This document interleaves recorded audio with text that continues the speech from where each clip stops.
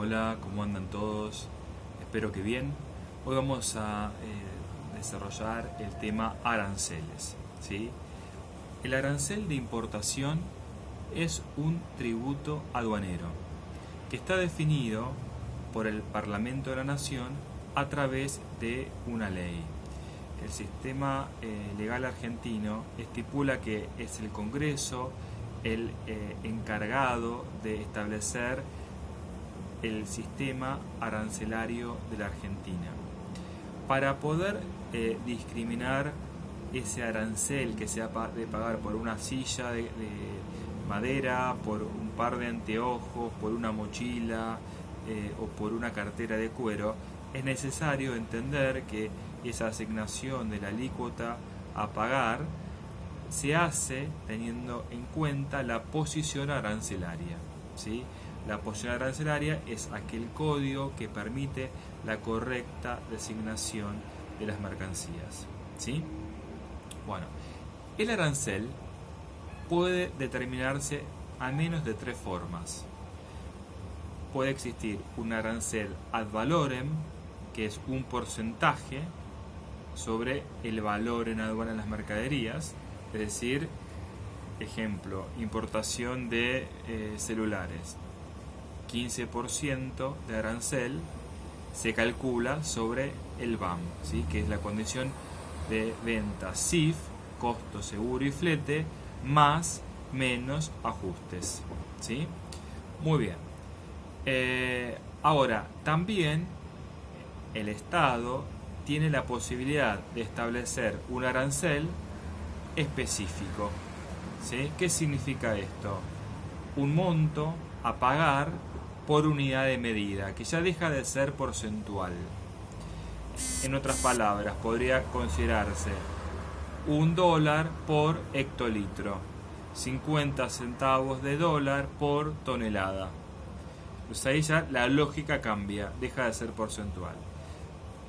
No obstante, en ambos dos casos, si el país importador forma parte de la Organización Mundial del Comercio, el porcentaje de aranceles en ningún caso puede ser superior al 35% del valor en aduana. Y ustedes me dirán, pero si hace 2 minutos me estuvo comentando que puede haber un derecho específico.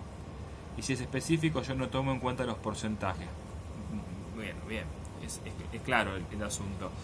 Pero, ¿saben qué? Aun cuando sea específico, nosotros podemos conocer el valor en aduana y deberemos hacer el cálculo. Si lo que estamos pagando en derecho específico supera el 35%, no deberemos pagar más del 35%, o sea que pagamos 35%. En otras palabras, si lo que yo estoy pagando de específico me diera 40%, sé que no voy a pagar el 40%, voy a pagar 35%. Bueno, y será mixto cuando la posición arancelaria implique pagar una parte como derecho de importación específico y otra parte como derecho de importación ad valorem, ¿sí? Bueno, ahora, ¿qué funciones tiene el arancel? El arancel tiene varias funciones. La que, conocemos desde la antigüedad es la función rentística, es decir, el Estado nacional forma parte de su presupuesto con la recaudación impositiva. Entonces, cada vez que se importa, se paga derechos de importación, se paga aranceles. Entonces, esos aranceles le permiten a los estados hacer frente a sus obligaciones, a sus costos, ¿sí? Ustedes miran, ¿en qué gasta el Estado? Bueno, el Estado nacional gasta en salud pública, educación pública, seguridad y justicia. Que lo haga bien o que lo haga mal es otro asunto, pero ese poder recaudatorio lo tiene, ¿sí?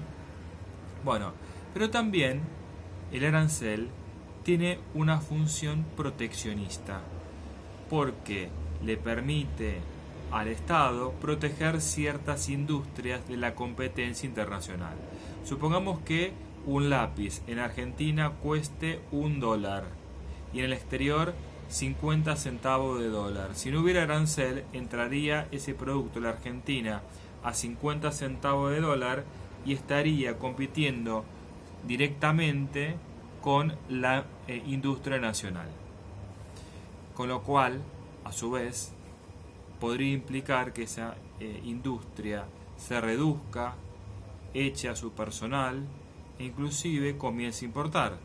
Entonces, si todas las industrias de lápices en la Argentina hicieran la misma lógica, generarían desempleo. Entonces, a veces el proteccionismo comercial implica que el Estado deba subir aranceles de la manera en que ese arancel se convierte en una traba al ingreso del producto importado. Hay varias críticas al respecto porque si bien se garantiza el empleo, nacionalmente también hay un efecto de transferencia, es decir, si nosotros no tenemos competencia de lápices importados, terminaríamos pagando $1 por lápiz. Y ustedes me dirán, ¿podríamos pagar 50 centavos de dólar? Bueno, esa es la transferencia, ese es el costo social del arancel, ¿sí?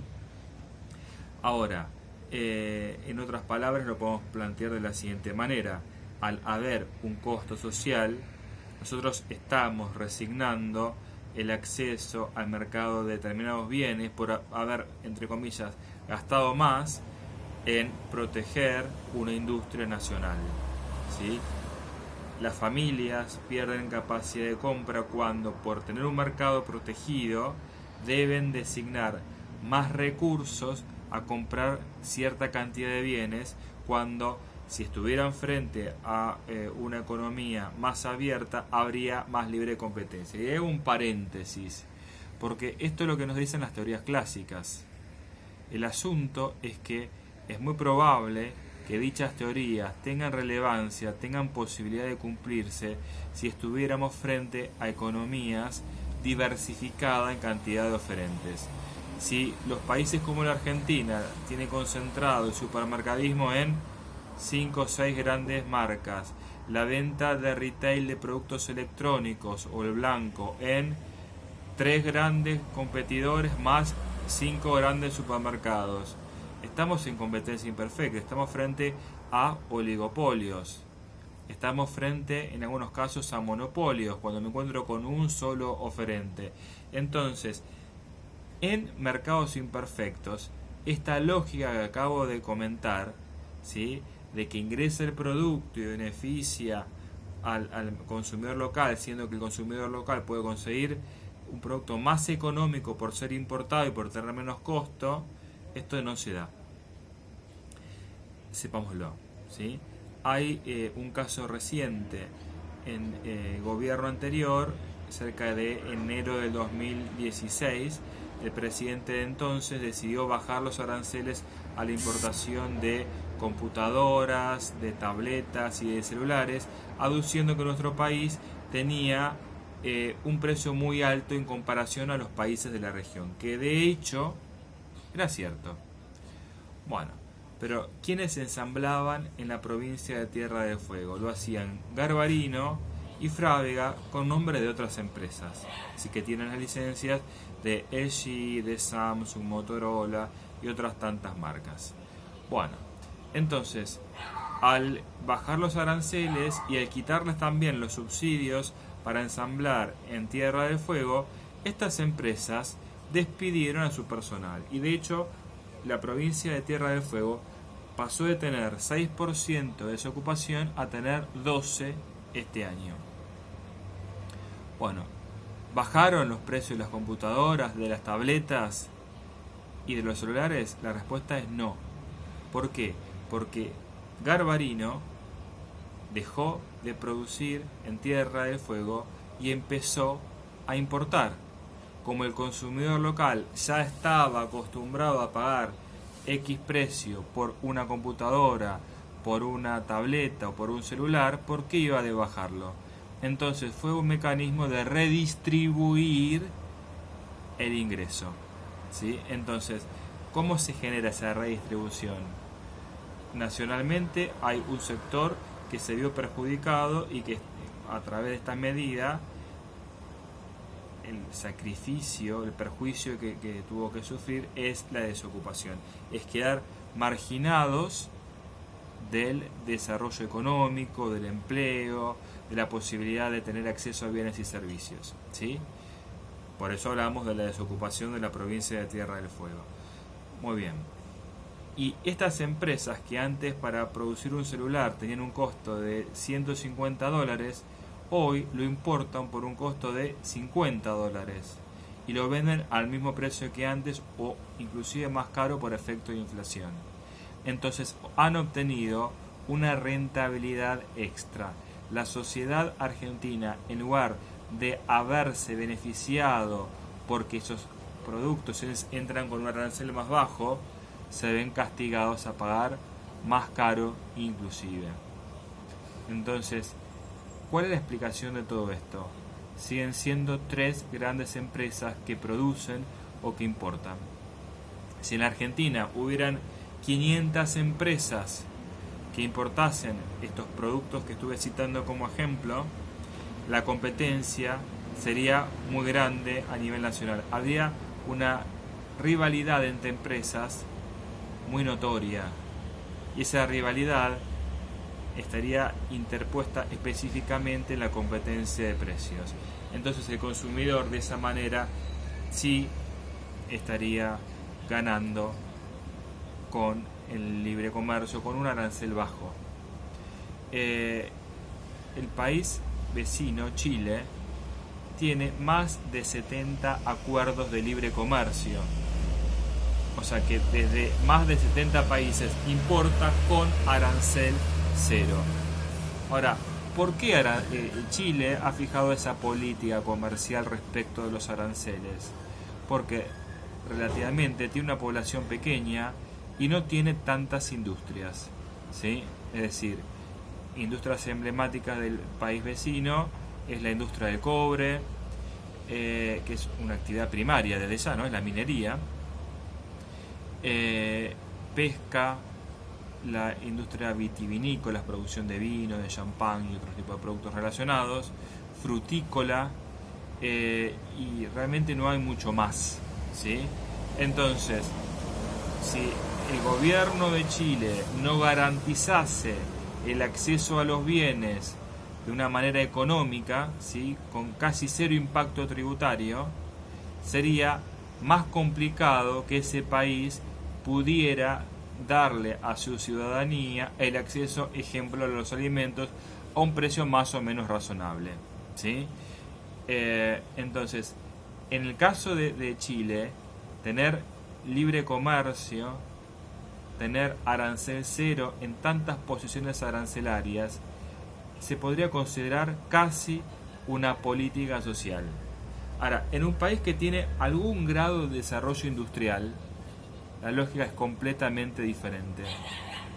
Tener arancel cero en ciertos productos, en ciertas industrias, podría implicar el cierre de fábricas, podría implicar la desocupación en esos sectores industriales. Entonces el costo social sería mucho más grande que el que tiene Chile hoy. Por eso cuando nosotros vemos en los diarios o escuchamos a los especialistas defender la postura de Chile, en realidad es que lo hacen de una mirada muy simplista, ¿sí? Y la conformación arancelaria debería considerarse desde una perspectiva más nacional, ¿sí?, de cómo está conformado la industria en nuestro país, ¿sí?, de cómo está, digamos, determinada la competencia retail en nuestra nación, y en función de eso tendremos que tener un arancel acorde. Bueno, esto es todo por esta videoclase, ¿sí? Recuerden que el objetivo era entender un poco más el arancel y cuál es el efecto de su arancel. Los invito a que continúen con la lectura de la bibliografía y a que vean todas las novedades que han sido encargadas en Web Campus. Buena semana para todos, nos estamos viendo en la próxima videoclase.